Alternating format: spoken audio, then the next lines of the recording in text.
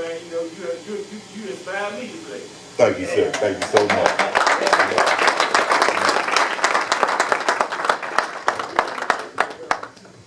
So I've been watching this guy, Smoke, you know, who plays with Northeast Groovers?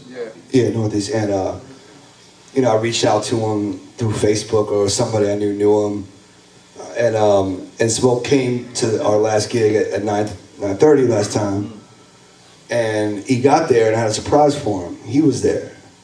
And when Smoke realized Jungle Boogie was there, he freaked out. He was like, that's the dude. Like, and Smoke is like, you know, he's a real humble dude. He's not like a competitive dude. He's like, he just loves playing. Like, and you know, I noticed that all the best cats are like that.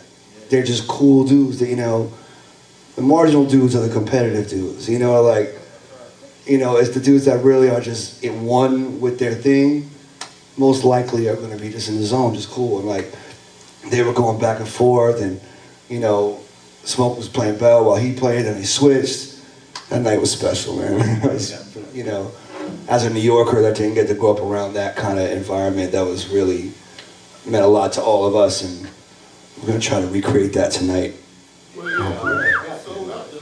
In relation to that, I grew up in Northeast DC, and I went to college in Baltimore.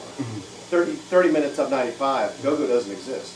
Right. You and I are the same age, Yeah. so this is pre-internet. You know, I mean, this is like, how did you find out about it at college or in New York? Well, I grew up listening to a lot of hip hop records, and Trouble Funk was probably sampled the most in the hip hop idiom. And I got, you know, Big Tony and the crew. Who was the drummer for Trouble Funk? You know? I don't remember his name off the top. Well, they had Lonzo, yeah. Lonzo? Okay, yeah. So most of the stuff that became the early hip hop was Trouble Funk. That was Rick. Yeah, so I was listening to a lot of that, and then I was with the Average White Band for 3 years, AWB, and playing Pick Up the Pieces for 3 years, and in a tour bus with those guys, and we would hit DC, and I think what's that band with Juju playing in Moesha? Yeah, Hip Hop. Yeah, so they were opening up for Average White Band, and I flipped on Juju because I'd never seen a go-go drummer live like that.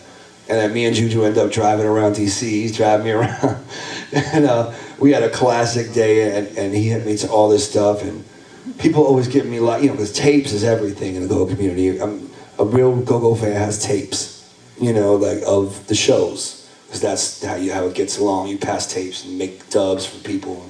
So I love, you know, that's how hip hop started. You know, in the '80s, we were just giving each other mixtapes, but with the go-go scene, so I started getting tapes from people, and I got like a Junkyard tape that was almost all hiss, but the groove was like incredible, and I think Buggy is Junkyard, and Buggy's like, you know, no one could mess with Buggy. Like his pocket is incredible, you know. Backyard, yeah, and Stomp, another dude out here, you know, Stomp Dog, incredible. He plays lefty. Yeah, so Juju was the first drummer that kind of brought me into here and brought me around and introduced me to some guys. But I was lucky because the Average White Band thing, you know, helped me get into a situation where I would even just get to be around someone as funky as Juju, you know. And he just helped me, you know, bring me into the scene. Just like when I went to New Orleans and I played with Average White Band in New Orleans, I met Russell Batiste. And if you ever go to Russell Batiste, he's like, you know, he's the drummer of New Orleans, like the funk master of New Orleans, you know, and he plays with the Funky Meters. He's like, you know, basically he used to fall asleep in front of Zigaboo's bass drum when they were having Meters rehearsal. So he was that kid that grew up listening to the Meters the whole time.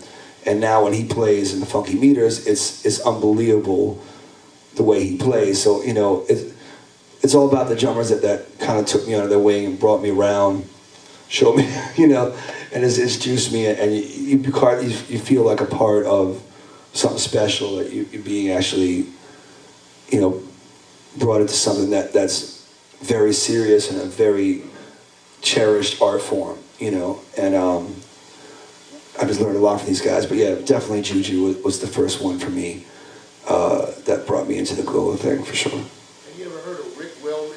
Oh yeah, Ricky Wellman was huge for us because we're Miles Davis fans, and when Miles plucked him from DC, it brought go-go to the international stage. You know, that's what, you know, what Ricky Wellman did, and all those records that Miles had with him, you know, and live shows that are on YouTube, you can still see it, you know. And Ricky's influence was huge and taught everyone what that beat was about, who didn't know about the inside. Like, TC's on the inside, like y'all have the inside tip on this amazing style of music, but most of the world needs to know, you know, and that's why I love doing clinics in other cities, and I love talking about go-go for a huge part of it, because it has such an important part, you know, to American music. It's an American beat. It was invented here. It's one of the inventors, you know? So I'm gonna champion that and what it means. Yeah.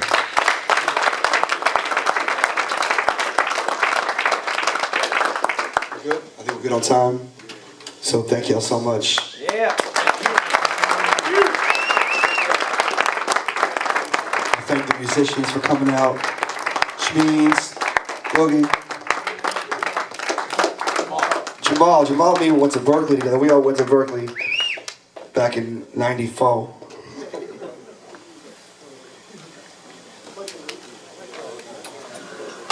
Thanks, Adam.